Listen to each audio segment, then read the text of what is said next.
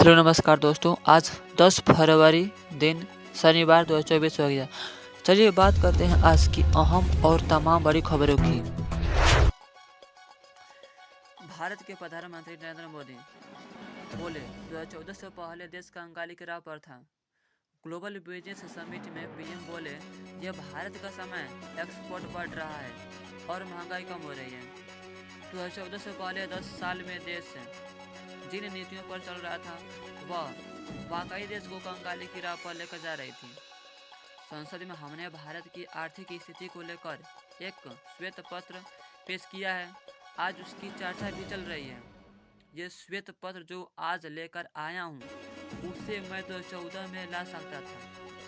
राजनीतिक स्वार्थ अगर मुझे साधना होता तो वे आंकड़े में 10 साल पहले देश के सामने रख देता, लेकिन 2014 में जो चीज़ें मेरे सामने आई मैं चौंक गया। अर्थव्यवस्था हर तरह से बहुत गंभीर स्थिति में थी। यह बात प्रधानमंत्री नरेंद्र मोदी ने शुक्रवार को दिल्ली में शुरू हुए ग्लोबल बिजनेस समिट 2024 की ओपनिंग सेरेमनी के मौके पर कही। उन्होंने कहा, घोटाले और पॉलिसी को लेकर दुनिया भर के निवेशकों में पहले की घोर निराशा थी।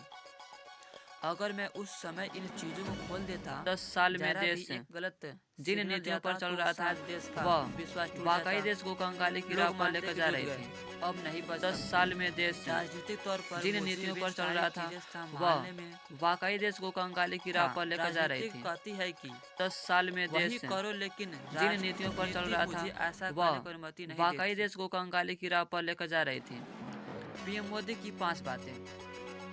पीएम मोदी ने पहली बात कहा कि जो भारत का समय है यह वो समय है जब एक्सपोर्ट बढ़ रहा है, महंगाई नियंत्रण में है और गरीबी कम हो रही है। बैंक एनपीए में रिकॉर्ड कमी है और हमारे आलोचक ऑल टाइम लो हैं।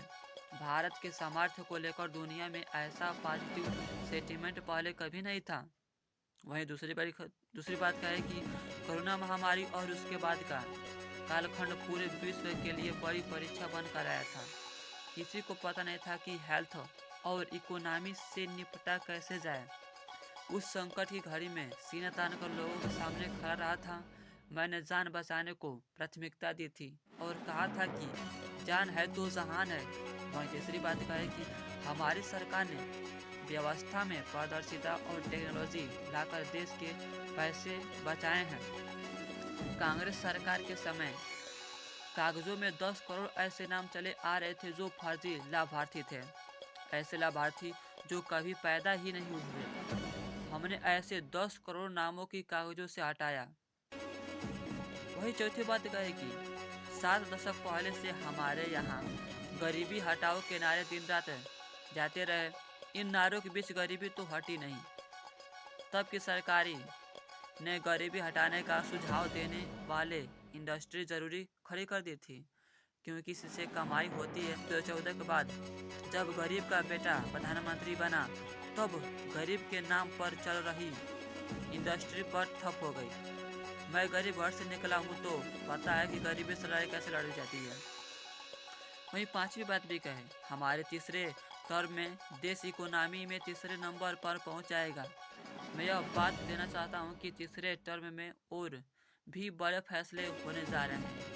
भारत की गति देने के लिए नई योजनाओं की तैयारी 1.5 साल से तैयार कर रहा हूँ। इसके लिए करीब 15 लाख से ज़्यादा लोगों को सुझाव लिए हैं।